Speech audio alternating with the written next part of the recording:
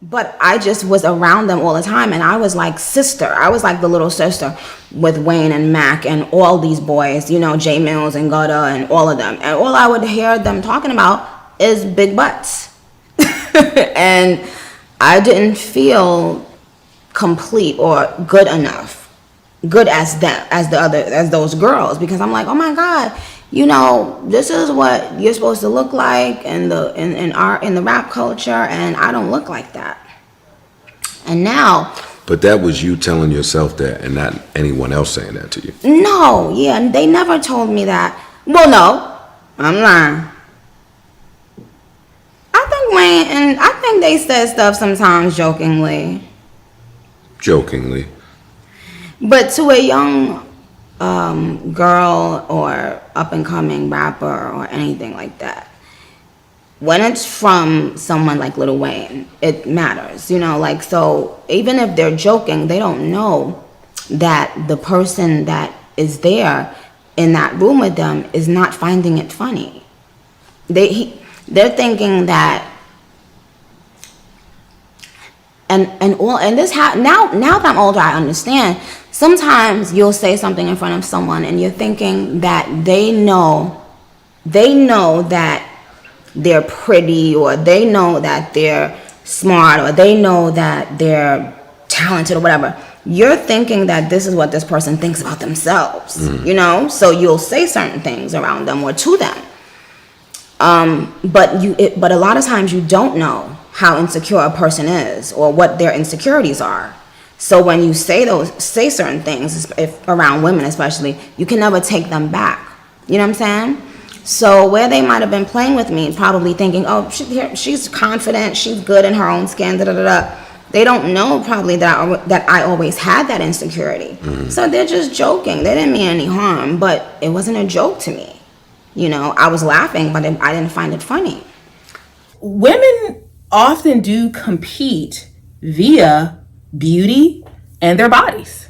You know, they compete with each other, and it may be sort of an unspoken thing, you know, or even a subconscious thing, but that is something that as a woman, women are kind of in some ways competing with other women via how beautiful do I look, or how much body do I have in comparison to this other woman.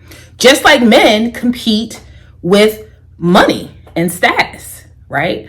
So again, I think the question here is, can you really blame women like Nicki Minaj, who talked openly about what caused her to get surgery? And it was hearing Lil Wayne in the studio go on and on about women with big butts, and like that was like apparently the women with the big butts were a muse for Lil Wayne as he made his rap songs and things like that. And you know, Nicki Minaj at that time was thin, and kind of realized that, okay, well, I want to be a muse. I want him to think about me when he's making his rap song, whatever she was thinking. So it really, I guess I want to somewhat play devil's advocate, and also really get us to understand this very interesting paradox that men are saying we want you to be natural, but the reality is the female rapper starter kit, right? But this idea that to really make it, to really appeal to the modern lens of an audience, to stand out, is that you actually kinda, I guess, apparently have to alter your body. And again, that's assuming you're not naturally built in the way that quote unquote, is preferred in the industry. And so, yeah, this is a lot of this is like human psychology in terms of the things that make people interested in you, interested in the artist. The question is, would Nicki Minaj have gotten to the same level of popularity in the absence of her body? I mean, we all know that a huge part of Nicki Minaj's career, whether you want to talk about the music videos she was a part of, or just like her performances on stage, or just kind of the gossip about her. I do believe she's talented, but there's a lot of conversation about her body. And quite frankly, she does stand out in terms of how extreme of a look that she ended up getting. And you have to consider, is talent even really enough? Just her having talent and being able to write songs and rap, do you really think that's good enough? Or do you think that she actually had to take this next level and get surgery? It wasn't acceptable to have surgery at all or anything, even though, and at that time I had never had surgery. I had ass shots, which till this day I realize, even what I did, and even with me not consulting with anyone to do something like that, how insane that was. Like, it's not that you go to a doctor, a professional person. No, it's some random person. Yeah, shorty in the Bronx. Comes in. I was in Atlanta at the time.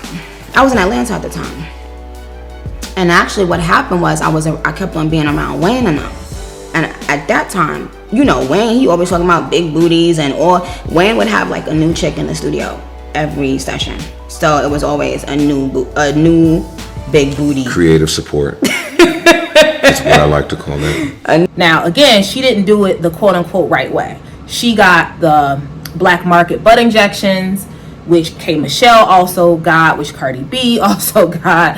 I'm sure many other performers, Black China, also pursued black market butt injections. But oftentimes what happens is even the ones who do the butt injections, the illegal butt injections, they still then do it the right. Once they get the money, they end up doing it the quote unquote right way, and then getting a BBL, otherwise known as a Brazilian butt lift. So yeah, this is really really fascinating. I think the most fascinating part to me is the fact that surgery is so accessible now to the average woman, to the average person. And actually, there are definitely speculations that women are not the only group getting things done. There have been speculations about male rappers that we know and love. Okay, allegedly Drake being one, and some others who are also getting liposuction and things like that. Because there is an instant gratification that comes with surgery. Now, I'm not going to say that surgery is not really the easiest route, because it's painful, it's expensive, and you really don't know what could happen. People have died in surgery. Kanye West's mom being one of many. And so, and also BBLs it is at one point, and maybe still is, the most dangerous surgery. But there's still more instant gratification that you can get versus months and months of consistency in the gym and years of consistency with your diet, and still, if you're going the natural route, you can eat healthy, you can work out, and you still may not have the snatched body, because this idea of being snatched is is really not natural. Are some women naturally snatched? Yes. But the average woman who has a natural, healthy body, I would argue her body's she's probably not snatched, right? And I think that in some ways is kind of the issue, is that everybody is going for this snatched, and by snatched I mean like this really tiny waist, right? And like this perfect hourglass with no hip dips, with no cellulite, no stretch mark. This idea that everything has to be perfect and you have to look like a doll, like a, Barbie or whatever. Not even a Barbie, but an OMG doll, if you guys know what those are. And it's, so I think that's kind of the thing, is that, I think women know that the work that you put in the gym and with your diet, although it's important. And by the way, if you have had surgery, you still have to, to maintain it, go to the gym and eat healthy. But I think there's the instant gratification of being able to sort of get a leg up by going and having either parts removed from your body or things added to your body, and then still, on top of it, working out and eating healthy. So Keisha at Walgreens and Shanika, who works at the office next door, or Shanika at the front desk of your local clinic, now this is the new look of plastic surgery. It's no longer the people in Hollywood. It's no longer the celebrities. It is the average Black woman who has an Instagram account, right? This is the new face and the new body of surgery. And I also want to bring up, a viewer actually did ask a question about, well, what is natural? What do you mean by natural?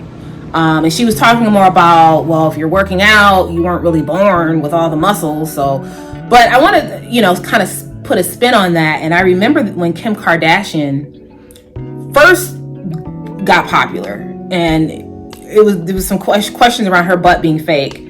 And I remember her saying adamantly, my butt is not fake. And it was like, she had like an x-ray done or something like that, something ridiculous done on her show, on the Kardashian show, to prove that my butt is real. And it's so funny because at that time, the BBLs were not very popular.